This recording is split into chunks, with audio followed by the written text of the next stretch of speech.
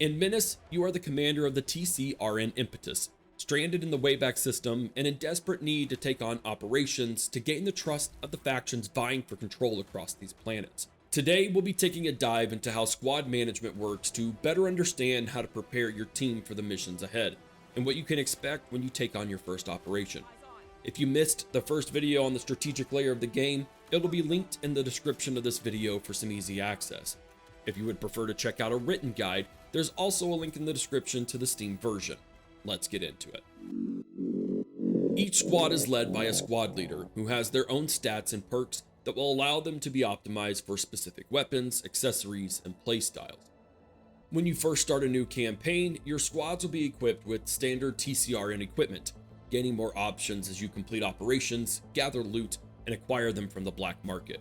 There are a few key areas to understand so you can take full advantage of your squads, starting with squad leaders. Each squad leader has 3 core stat areas to consider. First up are your battle modifiers, all of which have a direct effect while on mission. These are armor, modified by equipable armor for an infantry squad or the base armor of a vehicle for your pilot squad leader, detection, the ability to detect units within sight, concealment, how difficult it is for the enemy to detect your own squad, and vision, the number of tiles from a squad leader that can be seen. Armor upgrades and squad leader perks will be the primary ways to increase these 4 modifiers.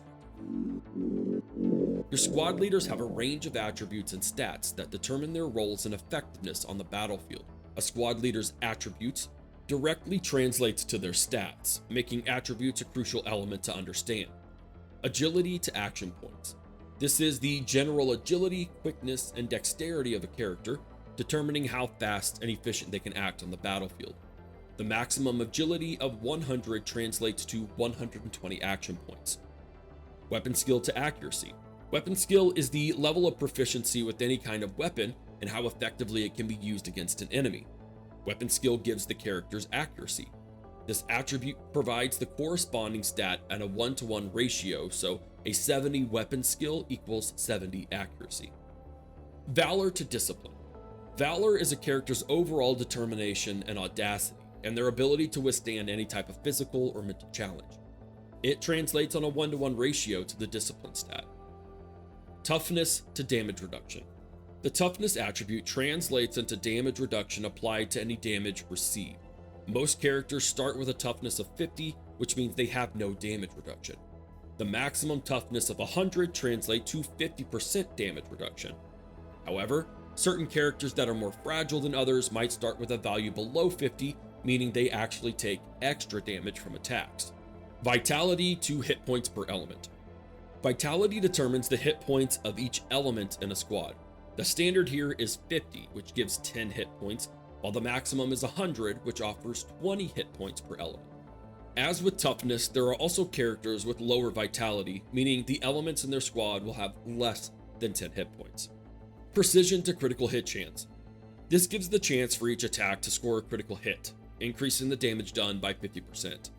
Most characters who are not explicitly trained in marksmanship will start with a precision of 0, meaning they have no chance of scoring a critical hit.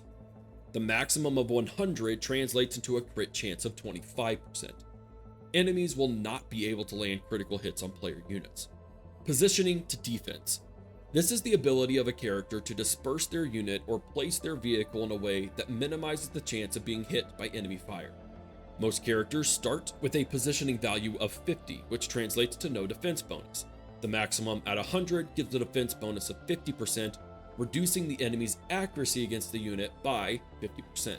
Promotion tax. For every promotion a squad receives, its supply cost increases. This is to encourage the use of less experienced squads. Growth potential indicates a character's ability to learn from experience, acquiring new abilities, and open to new techniques and teachings.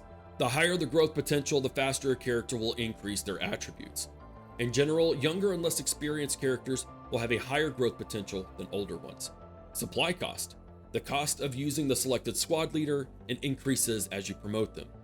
Unique starting perk. Every squad leader starts with one unique perk already unlocked. These are very different between squad leaders and are designed to make them feel unique and emphasize each individual's character. The last core consideration is perks. Perks are a way to increase the effectiveness of your squads, and while many squad leaders share some standard perks, each of them has a unique perk tree to craft the perfect squad that caters to your playstyle, from decreasing enemy cover bonuses to tossing some free action points to another squad, to a massive boost to the suppression inflicted by squad weapons. Perks are unlocked using promotion points, which increases their supply costs through the resulting promotion tax, as just explained. With those squad stats under our belt, let's get to the real customization of your squad. Every infantry squad has 5 customizable areas, starting with our squaddies, or the size of your squad. You can increase your squad to a maximum of 8 squaddies, or down to a minimum of 2 in order to deploy on a mission. Note that increasing your squad size will also increase your supply cost to deploy on missions, which we'll discuss in detail later. Next up, your infantry weapon, or the primary weapon your squad will use. Hovering over any weapon displays a range of stats, helping you find the right gun for the right squad. Consider stats like range, damage, and rate of fire for suppression purposes when equipping your squad with a particular weapon. Your infantry special slot is used for a unique weapon type such as a sniper rifle, an LMG, or an RPG, and is only equipped by your squad leader, with a much more limited number of uses than your regular infantry weapon.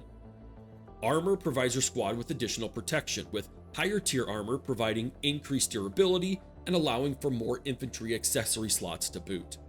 Armor is broken down into 2 parts: the armor rating itself, which reduces incoming damage against weapons with armor penetration, and armor durability, which is only reduced when armor penetration damage is above the armor rating.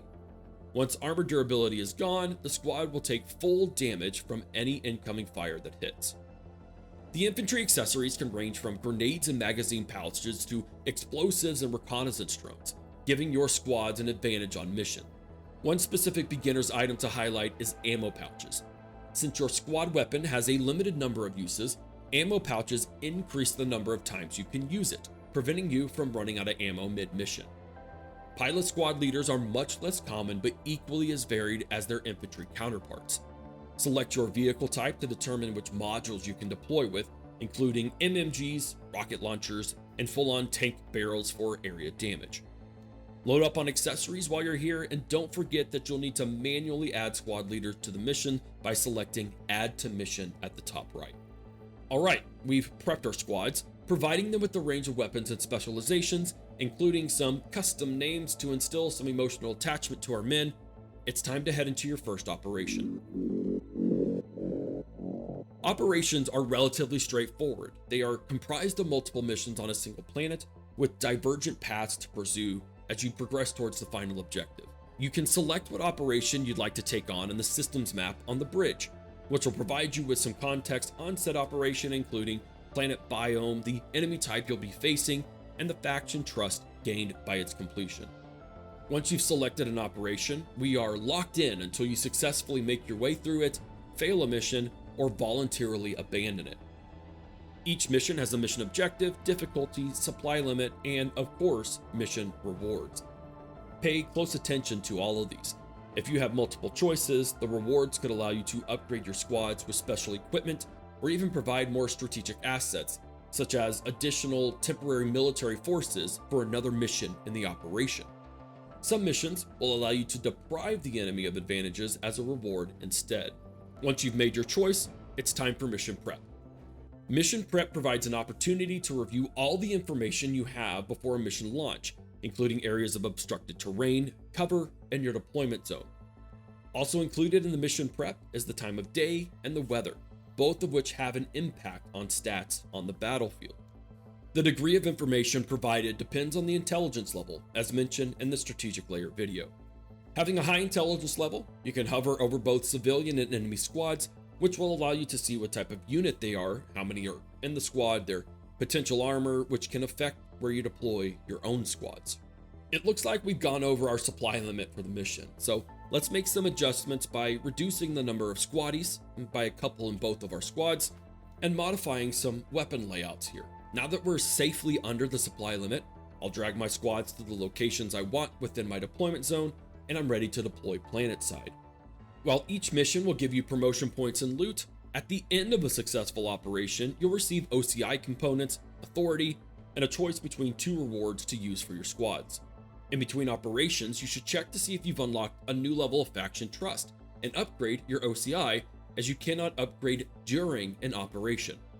Once you've finished, it's time to head back to the system map and select the next destination to assert TCR in control. That's your top level breakdown of both squad management and operations major. If you need a refresher on the strategic layer or want to review the written guide, head to the video description and be ready for our final video on combat, where things get truly tactical. Thanks for watching.